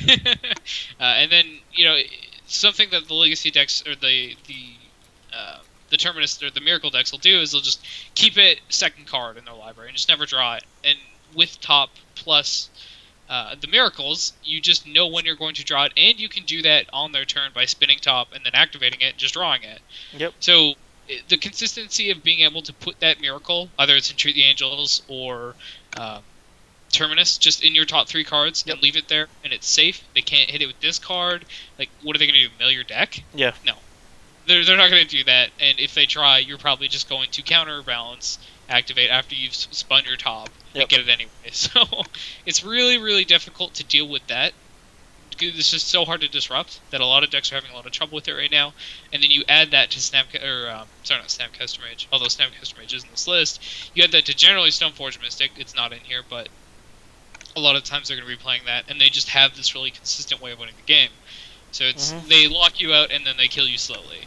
It's it's frustrating for some people to play against, but I also understand the merits to it. nope, I definitely do. Other than that, a Belcher made the top 8, which Yeah, that's so sick. Stomping Ground? yeah, one stomping ground. He's playing Stomping Ground? This guy's psycho. It's Belcher. What can I say? It's At least play Taiga. This is Legacy. maybe it didn't have the Taiga. He just didn't have a Taiga. He's like, I got a Stomping Ground. It's like the same thing, right? It actually doesn't matter in this list. It just needs to be a mountain. Does it need to be non-basic? Like, I don't even think you need the green mana, right? So I think I'm not sure. I don't know this deck well enough. We have viable changes question, right, from earlier? I don't know. What is it? I We'll find it. No Yeah. worries. Yeah. It's all good. So other than that, yeah, I just I think that's it out of these decks. I mean, elves becoming a big thing. Yeah, it was really popular. There's a blue-red Delver list, which is my least favorite of the Delver lists. I think I like, what is it? Oh no, this is the Rug is the best one. So Rug, and then I like Bug, and then blue or red. But they all have their upside. Playing white's pretty good. There's Silver in the top 8. There's not much more. Let's see what else we had. We had GP Moscow. We Yeah, missed so it last week. Yeah, we just missed it. Oops. It was standard. We had GP Chicago this week too, which did you see all of the basically hate coming out for pastimes? Oh yeah. So apparently they just ran their event. This is consistent where they're just running their events very poorly, and now they're upping the cost without making it better. It's actually getting worse. Yeah, I saw that. So I'm just pulling stuff. So do a quick overview of Moscow, just because we did. Well, I mean, okay, so we can talk about that, but like we should talk about what was wrong with pastimes and like if they can change it. Well, they said they actually replied to it and said, "Oh, did they? We hired this guy in. We apologize for it and it being bad. Yeah. Yeah, for our bad, and here's how they're making it right. It seems like so. Mm-hmm. That's good. So that to me that seems like okay, good job, guys. We'll see what happens when it comes to Gen Con, because I know they run Gen Con. Sure. So yes, we've been complaining. So GP Moscow, obviously Russian, so everybody's gonna named Alexei or Igor, whatever. So yeah, wow, actually Igor Gorbunov. Sorry if I butchered your name. He ended up winning the tournament over Sergey. I'm not gonna Zeleznov. Wow, what a I'm name. making you butcher names today. Yeah, I mean I do it better than you, or I say names better than you. We'll go with that. So he won with a burn deck over Jund Monsters. Not a matchup that I actually think is that bad. Like I've heard people say that the burn deck has an advantage here, but I don't know if it's too bad. A lot of Jund Monsters lists have sideboards versus it. Let's see if this guy does. No, he really doesn't. Alright, so he just kind of... Oh no, he's got 3 Nihilist Disciples. Yeah, so this is interesting. I think a lot of the time the burn deck wins game 1. It's similar to a control matchup where the burn deck wins game 1, and then game 2 you can side in the cards that are really good versus it. So you bring in your Slaughter Games, you bring in your Nihilist Disciple, you leave those Rakdos return in your sideboard because they're terrible here. Even though people wear them in versus deck all the time, and they shouldn't. You essentially just bring in a bunch of threats and try to race them, while having Nihilist Disciple to gain health. So, it's interesting. I don't think the matchup's really skewed one way at this point, so interesting to see the burn deck even make the top 8, though. It's not been doing very well lately. Nope, but it actually won, didn't it? Yeah, it won the event, so pretty good there. Yeah. Honestly, I didn't watch much of this. I watched a bit of it. GP, it was the Invitational. So I was checking out the Invitational all weekend. So. So did you watch Chicago then? I did watch Chicago, and I was jumping between Chicago and the Star City event. Yeah, Las Vegas. Okay. Because Chicago started later and all that stuff. But the matchups were pretty much what I didn't want to see. Oh, really? It was all mono black. I think there was 4 mono black lists in the top 8. That doesn't surprise me. Or is it 5? There was something really just off. Too many? To me, it was way too many. There was a mono blue in the top 8. Okay. And then we had 4 true mono blacks, and Jared Boucher's mono black with a splash of red. Yeah. So it. I'm not. So technically, you could say there's 5. Yeah, Adrian Sullivan and 5 Steve Wise brought your control decks up But if you notice where they went, Adrian Sullivan made it to the round of 4, and Steve Sullivan, yeah, not so much. Not so much. Yes. Steve Wise, round of 4, like you said. He played the other. The sad part was it was Adrian Sullivan and Steve Wise together in the round of 8. Oh, they played each Yeah, other? they played each other, so it was Control versus Control. That was brutal. So, I mean, Control had no chance at that point. And then, of course, we had Jadine, I'm not going to butcher her last name, versus Tyler Blum. Yeah, And it was Mono Black versus Mono Wow. Black. And sadly, it just, to me, and I agree with Viable and all that, it's very hard, or Neutral Mana, it's hard time at times to watch Magic stream because the quality is sometimes not there. It's not as high. The Yeah. camera, I noticed that. The camera in Chicago and Moscow as well. Yeah. The production quality isn't very good. I don't understand why. They should have the most money to do it. Like they shouldn't have a problem getting these because they've essentially invented the formula for printing money, or one of the many, with Yeah. Magic, because they can print whatever they want and people will buy it. That's Mm-hmm. just how it is. So they have a very large amount of money to be able to spend on people who just know what they're doing, and they need to just bring those people in. Like, if Yeah. you're not doing this well enough, you need to get people who are going to do Well, it that's well. what GP Richmond was when they did the modern event down in GP, and Star City helped Star broadcast City? it. Yeah, I mean, it was- Magic, for their Grand Prix and what like the Pro Tour and Mhm. all that they televise, they need to start. I don't mean they get Star City to do it. I mean they get guys from League of Legends or guys from StarCraft to come in and do it because they know what they're doing. That community is very particular. The esports community is very particular about the production the quality. Yeah, Yeah, and everybody's good at it. Like freaking Gunrun would go in there and completely fix everything for their stream. And he'd probably do it for free. Like they'd just call Twitch and be like, "Hey, man, we'll pay this guy some money if he comes and helps us," and he'd do it. Yeah. 100%. Oh, yeah. It's not that the specialists aren't there. It's just they're not taking advantage of it. So that Nope. I think that's a problem. I do, and I think down the road that probably will change because with Star City getting better and better, and I mean, I give all the props, and I think we do need to get a few more of the Star City guys on here. Dude, they're fun. They're But, fun people. I mean, I want Evan Irwin. Evan Irwood would be a lot of fun. But I mean, like Cedric Phillips, I give him all the props because he is the guy that runs Yeah. that show for them. They do a really great job. And he does just an absolutely amazing job running that show. And just the quality of the matches and them making sure everything's taken care of. And not having a lot of downtime or having filler for that downtime. And just, Yeah, that's actually one point that I don't like the Star City on. Their filler for downtime is just rebroadcasting. I understand that, but I'm just saying at least they have something. They've got so does Magic. They have Yeah. a lot of stuff. That's actually something I think Magic does better than Star City is they have better filler. I'd much rather see interviews and stuff like that. And yeah, Star City has a couple interviews, but I agree with your overall point. I guess I'm nitpicking right now. I'm sorry.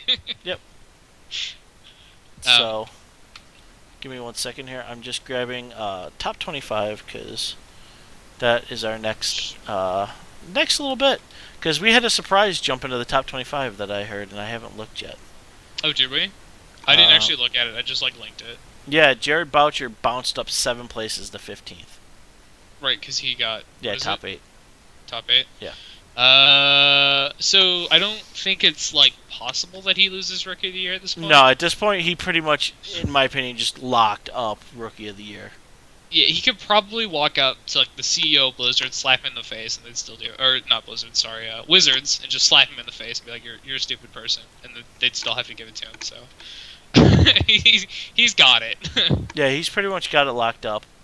Yeah. Other than that, no big jumps. Yui Watanabe jumped 2 places. Yeah, 13th to 11th. Yeah, but other than that, I mean, your top 10 really are not changing all that much. No, Reduke's winning. He's Yep. Player of the Year. Pretty much announced that. Jeremy Yeah. Designy's going to get second. Stanislav Sivka has also had a killer year at 56. Even Josh Utter-Layton had an amazing year. The biggest surprise for me, and I mean, it's not a huge surprise, is Patrick Chapin. Finally getting his Pro 10. Tour win, so coming in. Yeah. So. He wasn't even on the list until he won the Pro Tour, so. Yep. Well done. It's pretty good. I Yeah. hear that top 8ing a Pro Tour and then winning every Grand Prix you go to is a good way to get a lot of pro points. That's the thing. Very well could be. So other than that, let's take questions because I think we have a lot we of have them. some spoilers. Oh, did you want to go over spoilers, or did you want Yeah, to let's wait do until? spoilers. I don't know if you wanted to wait or not until. Well, I just want to talk about the a couple cards. Okay. I don't want to do all of them. Certainly, I wanted to talk about the souls while Chris was here, but he had to leave. So Soul of Theros, Soul of Chandelar, and Soul of New Phyrexia came out since we last talked about it. Soul of Innistrad did as well. Yeah. Have you looked at all of them? Have you seen what they do? I have. Okay. You know, I think they're all. I like the way they formatted it. They're all 6/6s for 6, so that makes them a bear, and that makes them playable in some way. Wait, they're a bear? Well, bears are even with mana. That's what I call them. Oh, bear. No, bear is 2/2 for 2. Just be quiet. A 3/3 for 3 is a centaur. Okay, 4/4 whatever. for 4 is a Baloth. Just zip it. So, and they all have something special. Like the white creature, the Soul of Theros, has vigilance. The Soul of Ravnica has flying. Innistrad has death touch. The Chandelar has first strike, and Zendikar has reach. Sure. What is really kind of cool is they have really different abilities. Yep. One of the ones I really kind of like is the Soul of Theros. The Creatures you control get 2/2 and first strike and lifelink. Yeah, it's pretty powerful. So you could put that as a one of in like a white something deck. Why is the one of? Why am I not running like 3? Well, I'm just saying. You can, I don't know what the proper number is going to be. Yeah, sure. But I'm just saying you pull that out on turn 5 if you got mana wrap, or 4 if you got mana wrap if you get lucky. And stick it out there and go, okay, now I'm going to tap, and now my precinct captain's a 4/4. It already has first strike, but it has lifelink. Yeah. And they're like, oh. The thing Or I really like, you know, or sorry, you just what's that creature that jumps when it has 2 or more? I don't know. Whatever. It's a 3/1 that gets flying. Sure. Oh, the battalion guy? Yeah. Daring Skyjack? Thank you. Yeah. You put him out there and be like, oh, now he's a 5/3 with flying, first strike, and lifelink. Sure. Enjoy. Well, it's just, it gets better and better the more creatures you have. Yeah. So I think, I think the problem with this card is that it's at 6 mana, and it is therefore competing with Elspeth to get played. See, I don't see him getting played in limited a lot. Or not limited, but I don't get them seeing played in standard. But I see them getting played holy Jesus amount if you see that in your pack when you open it. Yeah, obviously. Yeah, these are all fantastic and limited. Just like a 6/6 for 6 that has a good ability. Yeah.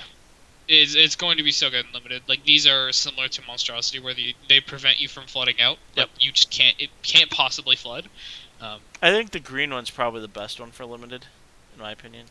I think the green one's probably just the best one. Well, okay, so the green one's pretty good. We've talked about that one a bit. You know, poops out 3/3s, pretty good at instant speed. Like I said, the +2/+2 first strike lifelink, really good at instant speed as well. My favorite one, I think, is the best right now. I actually talked with Chris before the show. Is Soul of New Phyrexia, the colorless one. So it's just a 6/6 for 6 with trample. All right, that's already decent. I'm gonna play that limited for sure. If it's colorless, like, I'm just gonna first pick this no matter what. And then for 5 mana, everything you control, and it's just permanent, so if they're trying to kill your land or whatever, you can stop that. 5 mana, everything's indestructible. That is very powerful. And that's an EDH staple now. Oh, yeah, obviously. Soul of New Phyrexia will dip at some point right before it goes out of format, unless it's played in Modern, which I don't think it will be. No. This isn't good enough for Tron, no. So it's gonna dip, and that's where I'm just gonna jump in on that by like 3-4 playsets. This card is easily going in pretty much every commander deck, and I'm very excited to put it in Karn. Oh, Karn. It's gonna be so good. I hate Karn. But like I said, like 5 mana, everything indestructible, and you can just use it over and over again. Yep. So, you know, he protects himself after you untap, of course. You Yep. know, he has that chance where he can get Doombladed. But the avatars in general protect themselves from Doomblade by having or being able to use their ability from the graveyard. So I've talked to a lot of people like, oh, it just dies to Doomblade, it's bad. Well, no.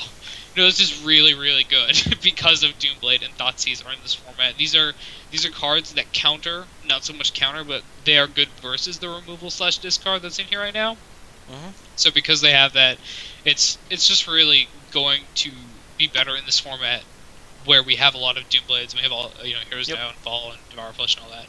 We have a lot of stuff that kills, so it's going to be better. And then this one specifically, just giving your guys indestructible makes it even better versus Doomblade, which is very prevalent in this format. Yep. So I think it's going to be sweet. It'll be a lot of fun. Is there any other ones that jumped out at you? And we can talk about the other ones as well. Soul of Innistrad, I think, is the next one. Just bringing guys back from your graveyard sounds cool. I think the formula is this plus that Acolyte that you can sacrifice for demons. Or commune with the gods? Yeah, or something. I'm just like gonna commune and dump stuff into my graveyard and. Sure. Yeah, I can see this played in. It actually might get there in Dredge. One of the problems Dredge has had is you lose your what are those things? Howling Duders, Night Howlers, and then you just can't win. Or it's not that you can't win, but you're much weaker. This helps get your Night Howlers back, so that's pretty good. Yep, it's a little bit worse. It's I don't know if it's worse or better than Bow yet, or not Bow, but Whip. I don't know if it's worse or better than Whip. Right. So. That's just a question we don't know. It'll have to be answered at some point. Soul of Chandelar is also really good. So bolt you and your creature for 5 mana recurring is pretty sweet. I don't know if I need to say anything else. It's just really good. Yeah. This card is like a walking 10 for 1. Yeah, I'll give you that. Is there anything else like Premium Team Captain or Preeminent Captain? Oh, I've called this card Premium Team Captain for so long. No, I mean it's just another. It's gonna be a good card. Yeah. This will get played. Yeah. It gets played right now in like the kind of cute command or the modern decks where they're like, I have a bunch of soldiers. These guys make everything 3, and they're still pretty good. So it's pretty good. What else? Other than that, I have to go through it. I haven't honestly. I'm gonna be honest. I haven't looked through it. Yeah, I think that's most of it. Like Mystics reprinted, cool. Yep. Yeah, that's the main things. Oh, Phyrexian Revoker is getting a reprint. He is. I yeah, saw that. So in standard, what does this do? This is really good versus Planeswalkers. So this is an answer to Elspeth for like a weenie deck. It to me, it's a better version of Pithing Needle. Yeah, of course. I think they're both good, but this is the creature version. Yeah. So it's easier to kill, but it's also just better because it's a creature. So that is nice. There's not a lot to say. I mean, this is a reprint. This card's very good. It's going to see a lot of play. Deals with Planeswalkers, deals with Monstrosity, so you can name Stormlight Dragon with it. If if Aether Vial gets reprinted, we'll all be very sad because this card at instant speed is broken. Fact. True. Other than that, let me see. No, we'll go over that in 2 weeks. Yeah, I don't think there's anything else. So yeah. We'll go over it all in 2 weeks and do our thing and. Yep, talk about it all. For now, we all. just usually talk about the big stuff, like, oh wow, this is reprinted. This is cool. I do like Restock was printed. I think that's cool, but yeah, let's just move on. So get some questions done. Yep, get some questions because we got lots of questions and I want to answer them all. So, does anybody think Court of Culling? This is from Neural Mana. Does anybody think Court of Culling will be reprinted in M15 with the Convoke returning? I've thought about it. I want it to be reprinted. I have thought about it.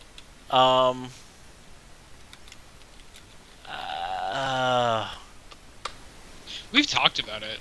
We have. Show a bit. I really want them to reprint it because it's like, what is it, $45? So much money.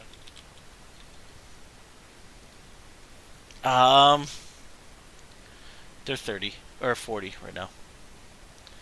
Do I think it's going to get reprinted? It definitely could. We lost Brandon. Um, so, will they do it?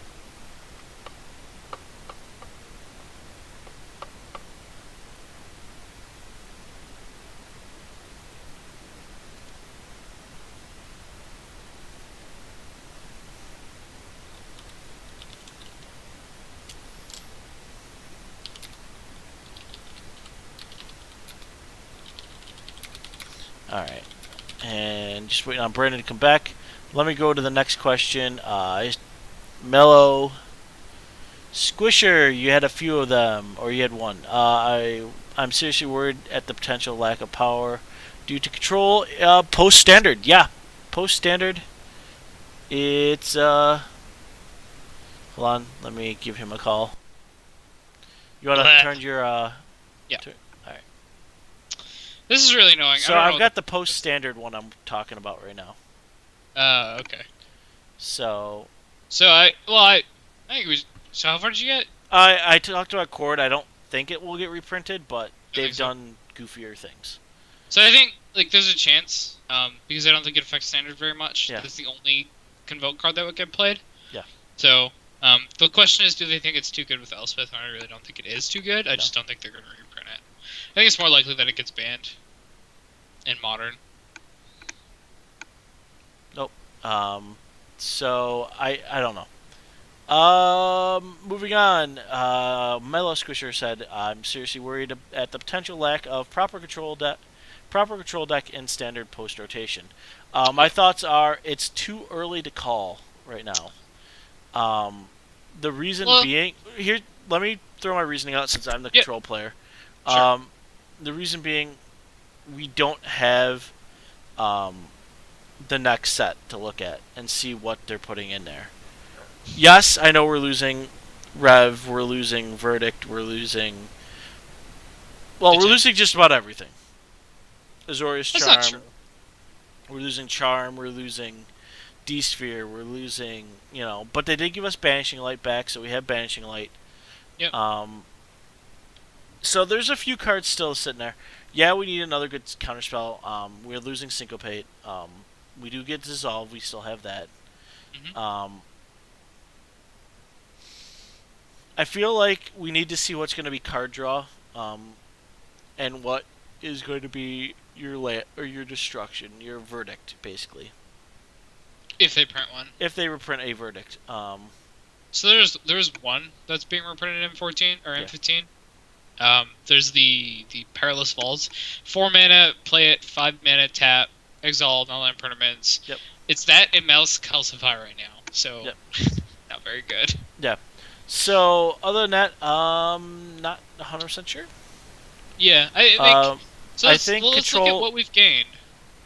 Sorry, go ahead. I think we're gonna wait until we see what the next set brings. Yeah, so we have to wait to know. But let's look at what we've gained for the deck. Like, there are cards here that we have gained. We're gonna get a Jace. We don't know if it's gonna be. It sounds like it's Bellerin type Jace, so maybe some card draw. Yeah, like we just might be moving away from white control decks. I mean, it very well could be. Like a blue-black control deck might be the thing, because we've got some good black cards that are controlling. We've got Bile-Blight, Hero's Downfall. So Esper might be a bigger thing. Yeah, where you splash white for like Banishing Light and all that. Yeah. Blue for whatever, your dissolves and all that. So Esper might become a bigger thing, and that's not a bad thing. Because you got your Hero's Downfalls and all that. So those might be like the blue-red list might be the thing because you've got Anger of Gods. Yeah. Oh yeah. I mean, there's a lot of options, and I mean, Kyranos is not a bad god. Kyranos is really good. He's a good god, so I mean, he definitely makes things playable. Mm-hmm. So to me, I'm holding my judgment, but Control's not going to go away. It's just going to get reformed into something different. Yeah, it'll be different. If it is multicolors, Soul of Ravnica might even be a thing. It could be 7 mana, potentially draw like 4 cards. Well, alright, it's not that great. It's something. I don't know. It's something, yeah. I think so. Let's go to the Dan. The Dan. I know he left, but he had a few questions. I think enemies are more likely People seem to think that they will reprint the older stuff first, but has never really been their prerogative. I don't think printing all allied fetches affects the prices of the enemy fetches. I agree with them there. I don't.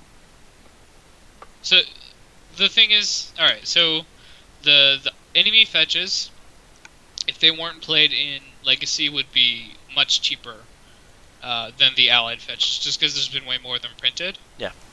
So it means that there's a strain on the onslaught fetches, Yep. but it also means that in Legacy there's just a strain on fetches in general. Yep.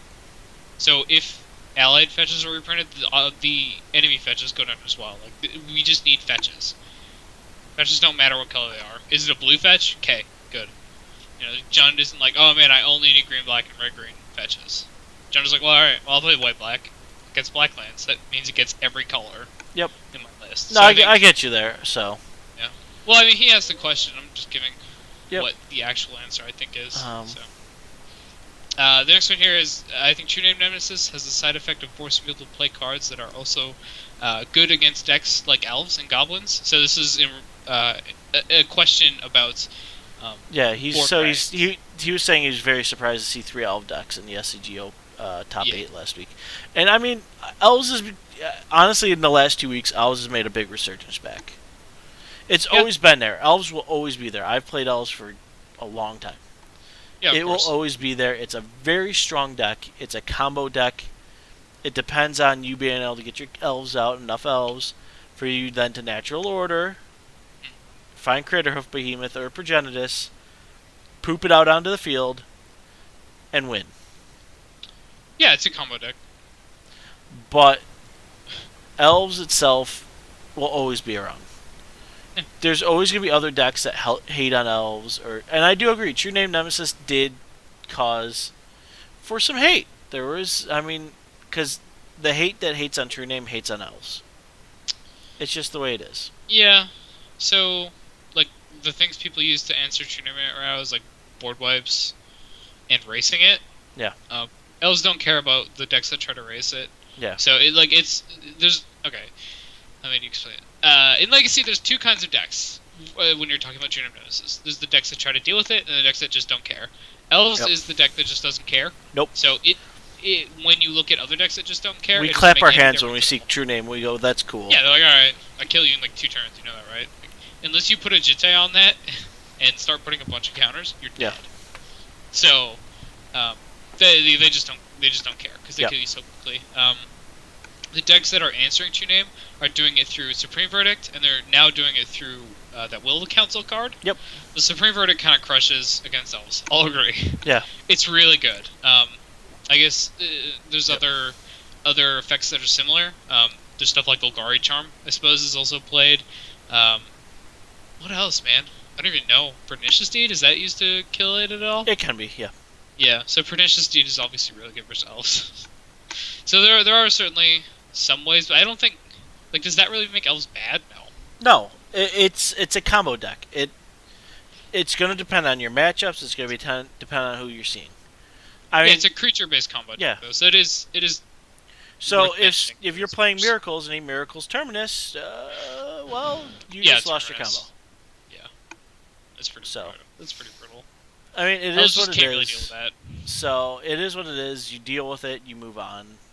Elves, for me, I think seeing the top 3 or 3 in the top 8 just means people are honing their skills with that deck. Is that fair to say? Sure. I think Elves is a deck that has a very steep learning curve, so. Oh yeah, it's not easy. Yeah, just like the more people playing it, we need to get more people who are actually good with it. Yep. So last question here is essentially it's 2, but it's really just 1. So he's asking about the state of Legacy, the overall state. Saying, I know everyone is complaining about True Name Nemesis right now, but do you guys think the instant speed Wraths with Terminus and top Stoneforge Mystic or Show and Tell might be more of a problem? And he goes on to say, mainly Stoneforge or top Miracles. We're seeing more Delver in top decks than anything else right now next to Forge. So I think the essence of this question is, do you think that True Name Nemesis is actually the problem? And I don't. No, True Name is... Everyone... everyone went and freaked out when True Name got printed. I mean, it was a glorious, huge freak out. Yeah, it was pretty funny. And people were like, "Oh my God, True Name Nemesis! He's gonna break things." And I'm like, I wanted to shake everyone that said that. I'm like, Do you not understand yeah. how Legacy works? To me, it feels like True Name came out and it was like, oh my God, he's so good, and people started trying to build decks just to put him in there, but then realized he's just a card. I can still deal with him. Yeah, sure. And if you don't want to deal with him, there's still other cards out there. I definitely feel like if you see it like Miracles with top is just stupid. Because you could set up your draw constantly. You could be like, oh, draw this. Oh, look, draw. Oh, I just fetched for something. I shuffled my deck. Oh, look at, top. Go. So, I mean, you're constantly setting that deck up. Sure. Is that better than True Name? Oh, God, yes, that's better than True Name. Yeah. Because you could be like, oh, I'm going to Entreat. Or I'm going to Terminus. What's True Name do to that? Gets put on the bottom of your deck. Exactly. Or dies. Yeah. It looks like his actual question is top / Stoneforge better? Yeah. Stoneforge, because the Stoneforge Mystic was one of the only cards in recent memory that was banned in Standard. Like, how many cards have actually been banned in that format? There's not many. Yeah, Standard's never really had a ton banned in it. Yeah. Generally, when they print a card, they go, we know we have to deal with it in Standard for a year. Yeah. Also, just auto banned in Modern when it came out. I don't think. No, I actually think True Name Nemesis would probably have to be banned in Standard. It's just too good. Because casting Ethling on turn 3 is pretty good. Or casting Ethling on turn 6 is good enough. Turn 3 is even more ridiculous. So I don't think it's actually good. So you add that in. So True Name's probably bannable in Standard, but like Stoneforge Mystic is just so good because it is the win condition by itself. Oh, he's a win con by himself because he goes, I'm going to get Better Skull, or I'm going to get Jitte, or I'm going to get whatever. And then just puts it onto the field and wins. Well, so all right. That's not the point I was going with. No. So I was saying, so it's pretty much the win condition by itself. It can be, but I think now that I understand this, like he's asking, so True Name Nemesis without equipment is bad. That's not a good card in Legacy. So True Name Nemesis played in the Stoneforge decks. So in that deck, what is the bigger problem, True Name Nemesis or Stoneforge Mystic? I think that's what he's asking. And yeah, it's True Name Nemesis, or sorry, Stoneforge Mystic. Stoneforge Mystic is way better. Yeah. Yeah, so you don't need the True Name Nemesis to win the game. You pretty much need Stoneforge Mystic. Yep. How often do you see someone win with just True Name Nemesis? It's not very often. So. Nope. Yeah, I think that's how it is. The overall state of Legacy, I think, is fine right now. And what card should be banned first? I would have said Sneak and Show or like Bristlebrand a couple months ago. Honestly, Grizzle is on my list still. I don't know that it's even a problem right now. Like Sneak and Show isn't that big of a deal. Like Death and Taxes is keeping it in check enough, so it's probably not a problem. I don't think Death and Taxes is overpowered. I think it's funny that everyone's upset about the deck that's playing Fair Magic in Legacy, and that's the deck they don't like. But I think the if there is a problem deck right now, it's Delver. I just don't know what you ban in Delver to stop it. Exactly. Like Rug Delver's just owning this format. What are you gonna do? Ban Lightning Bolt? No. That's not the solution. You need to look at something else in Delver that makes it as good as it is, but doesn't like rely on it 100%. So I don't know. So, and Neural Mana just asked another question. He goes, "What does everyone think about Feline's Longmore's game 2 and 3 sideboard plans with moving into the counterbalance top nonsense?" A bit of that. I haven't watched enough of it. I caught game 2. She's playing High Tide, right? She plays High Tide, but then she moved into like counterbalance and top. So it's like a High Tide deck with countertop in the sideboard? Yeah. Oh, that's kind of sick. I think countertop's really good, and that deck can take a while to combo off, so having countertop is just because top just sets up that deck. Yeah. So Is top mainboard in High Tide? I don't know the list very well. No, generally I don't not. think it is. Nope. Yeah, it seems really good. Like counterbalance plus top is just very powerful. Yep. So I think like with a combo deck like hers, like the I think Hydra that's pretty decks, where okay. they're kind of winning well. Yeah, I think it's pretty good. I need to watch the games to see how good it actually is. So I can't 100% answer or what I would think there. She plays But, top main and then brings in counter. Thank you. That's what I thought. Okay, yeah, she should play top main. Yeah, if it's the matchup that you want countertop in, like if it's really good there, then do it, man. That sounds awesome. Like you just need to bring in what 3 counterbalance to make it good. Yeah. That sounds fine. 3 cards in your sideboard to make Yep. certain matchups just like insta wins. Yep. Oh, the Dan's back. Or did Dan leave? Was Dan the one that I said don't he know. left? Not sure. We have so many people tonight that's talking. It's so nice to have people talking in chat. Yeah, people talk. Yep. Um, So other than that, do we have anything else? Is there any other questions? Okay, there's part of this one here that we didn't really look at. Talking about instant speed wraths. Okay. With like top terminus. Yeah. That is really oppressive to a lot of decks. I think elves particularly, where you're trying to combo it or combo off, and then they just kind of like, all right, nice try, and then they reset you, and you can't win there. And given that that's main board, it's maybe a little crazy. To get rid of that though, you need to ban top or what's that one called? The white one, 6 mana miracle card. One in treat. No, not in treat. The other one, terminus. Okay. You need to ban top or terminus, and I just don't think they can do that. No, it's not possible. Yeah. So, get used to the instant speed wraths. It's gonna happen. So. Yep. Yeah. That's sad how it is. It's also like it is a way to answer True Name Nemesis, so I guess that's something that a lot of decks do want. So I think it's good. And yeah, I think Dan, you're completely right. There's just nothing you can ban in Delver that doesn't hurt other decks. So. Yep. Yep. I don't think you can ban top either. I don't think top's bannable.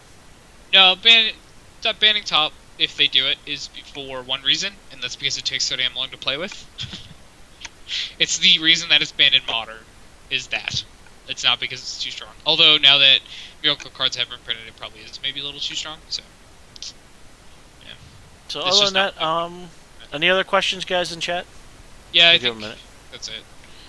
I think that's it. So, as I We're at kind time of... anyway. Yeah, we're at time for... We do try to stay at 2 hours, unless it's our really long Pre-release special. pre-release special. So Yeah. next week, I did already announce it. Generally, I try to save it, but with CVM here this week, I felt Yeah. like it was proper. Sure. Just you know. It seems right. Yeah. So BBD will be next week, guys. He'll be joining us for an interview, so probably an hour, around an hour with BBD. I like to call it my fireside chats with our Magic pros. So Or what? our fireside chats. I see. So, yeah, no, thank you, Viable. There will be a VOD. It will hit YouTube tomorrow.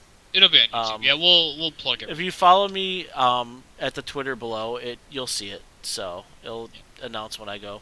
And we do this every Thursday at 9 p.m. Eastern. We do a versus video on Wednesdays at 9 p.m. Eastern. And That then is changing. and then I Yeah, not every but on Thursdays. yeah. This is every Thursday. Yeah, this is every Thursday. But then I also stream throughout the week. Yeah. And I think Saturday night I might do another standard fun run of Standard something. fun run. Hey, is there tickets on the account? There is tickets on my account. Don't even think about it. Hey, you said it was fine. Don't even think about it right now, because I have plans for those. You're a bad So, guys, like I say, if you like what you saw, please hit the follow button. You can also follow us on Twitter, and you'll see when the VODs hit. And that's my Twitter, the UR Pat McLean. If you guys want to do teaching sessions or just want to jam games, shoot me a message on here or on Twitter. just tweet at me. I'm always on and willing to do that. So thank you guys for watching. Thank you for coming out, CVM. Yep. It was a lot of fun. Loads Um, of fun. Definitely loads of fun. Next week BBD and let the puns begin. So I'm so excited. I know, as am I. So thank you guys for watching, and then let us know what decks you guys want to see played in versus, and what pros you want to see interviewed. So Yeah, have my a great- body's ready for BBD. all right. Thanks, guys. Have a great night.